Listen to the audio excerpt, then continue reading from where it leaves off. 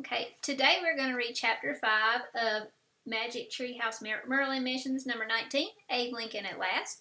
And this chapter is called Leave Now. And today I'm joined with my daughter Peyton. Where's Peyton? Okay, Chapter 5. Excuse me, young lady, Mr. Nicolay said. This is not a time for play. I'm not playing, sir, said Annie as she and Jack stood at the front of the crowd. We're friends of Tad and Willie's, and Willie just told us to come here to the president's office. He wants to introduce us to his dad. Mr. Nicolay scowled. I'm afraid Mr. Willie misspoke. The president does not have time to meet you now, he said. He is in a private meeting with delegates from California, Indiana, and Maine. Maybe later then, said Annie. Not maybe later, said Mr. Nicolay. After this meeting, he is scheduled to have a meeting with his generals, and then a meeting with the Department of the Navy. Excuse me, a man in the crowd called out. But I heard the president say he'd like to meet us, Jack broke in. I can't imagine why he said that, said Mr. Nicolay, shaking his head. Following all the meetings I just listed, President Lincoln will meet with foreign diplomats, then with a group of senators, and then with reporters from the New York Times. Mr. Nicolay, listen to me, someone shouted. So, sir, Annie interrupted, you're saying he'll have no free time at all today? Oh, he might have a free moment, said Mr. Nicolay, but should that miracle occur, the president will go for a horseback ride in the country and have a private meeting with himself. And here's the picture. This is supposed to be Mr. Nicolay. He looks very serious, doesn't he? And Jack and Annie. See it, too? Yeah. He looks fancy. Fancy? Got it, said Annie. She took a deep breath. Well, maybe you can just answer one question for us. Do you know if the president collects feathers? Mr. Nicolay threw up his hands. This is no time for silly questions, he said. Our country is divided, young lady. We are on the brink of war. What do you mean, sir? One of the men in the crowd shouted. What's the news from Fort Hunt Sumter? Yes, what do you know that we don't know? A lady called. Everyone started shouting at once. That's it. Leave now, everyone, Mr. Nicolay said. The president is busy. He works night and day for you and for the unity of this nation. As the crowd shouted back at the secretary, Jack tugged on Annie's sleeve. Let's get out of here, he said.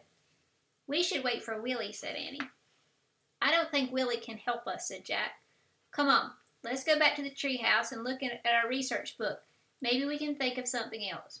Okay, said Annie, sighing. She and Jack hurried along the hallway, then down the stairs to the first floor. They wove through the crowd, then escaped out the main door. Phew, that place is nuts, said Jack as they walked between the tall white columns of the White House. Are you sure we shouldn't wait for Willie, said Annie. I'm sure, said Jack. He hurried down the carriageway. Even if Willie took us back to the office to meet his dad, we wouldn't be alone with the president. Lots of other people would be there, too. We couldn't ask him for a feather, and we sure couldn't give him any hope. Everyone would laugh. You're right, said Annie. Jack shook his head. How can the president even think in that place with Tad jumping on him, his relatives visiting, his secretary yelling, and 1,000 people scheduled to meet with him, said Annie. Would that be hard to work like that? I think so. And another 1,000 who are trying to meet with him, said Jack. They had arrived back at the treehouse. No wonder the president needs to take a ride in the countryside by himself, Jack said. He grabbed the sides of the ladder. Let's go up and look at the book. Wait, said Annie. I have a good idea. What? Asked Jack.